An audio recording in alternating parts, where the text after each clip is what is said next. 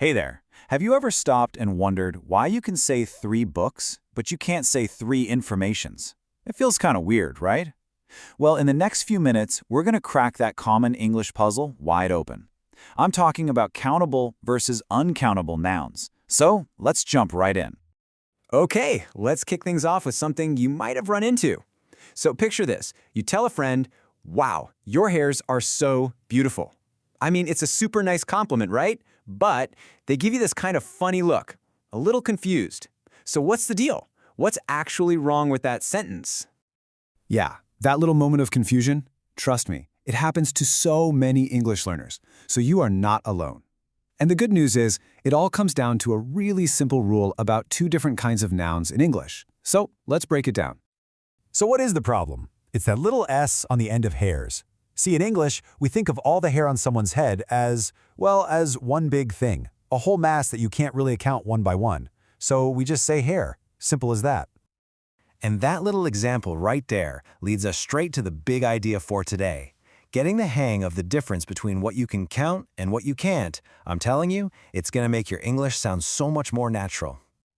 And honestly, it really is this simple. Just look here. On the left, you've got apples. We can count them, right? 1 apple, 2 apples, 3 apples. Easy. But now, look at the right. We have water.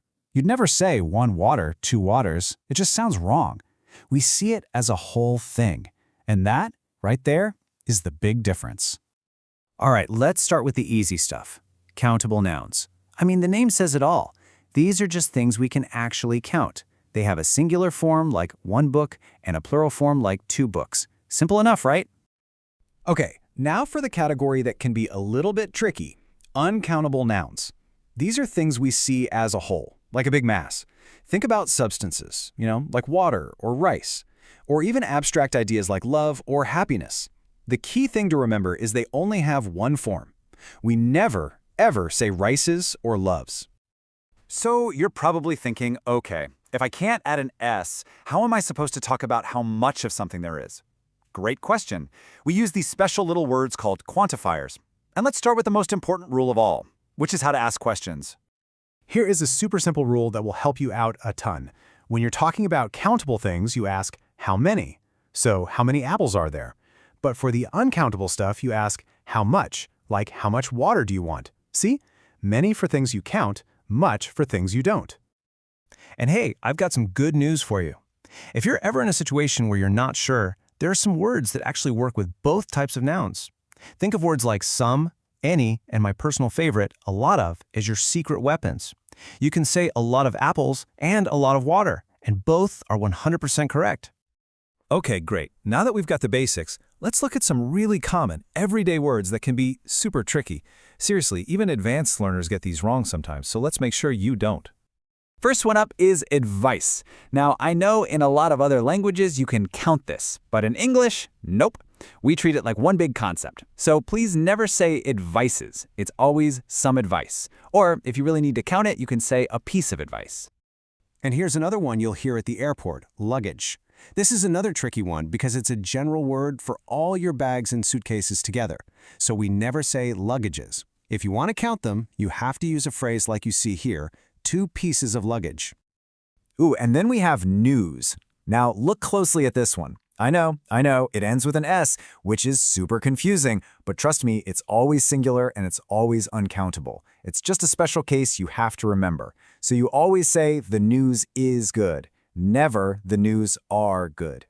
And information. This one is a lot like advice. It's another one of those big, abstract concepts. We think of it as one whole block of stuff, not a bunch of little individual bits. And that's why the word informations, well, it just doesn't exist in English. It's always just information. Okay, so we've established you can't just add an S. So how do you talk about a specific amount? I mean, how can you possibly count something that's, well, uncountable? There is a trick. There's a secret weapon, and it's actually really simple.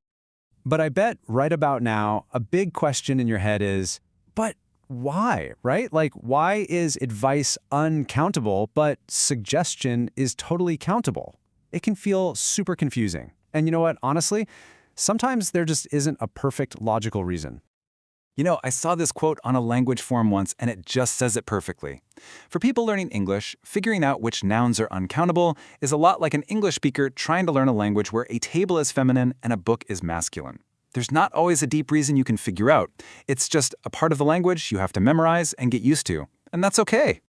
And here it is. Here's that secret weapon I've been talking about. The secret is using measure words.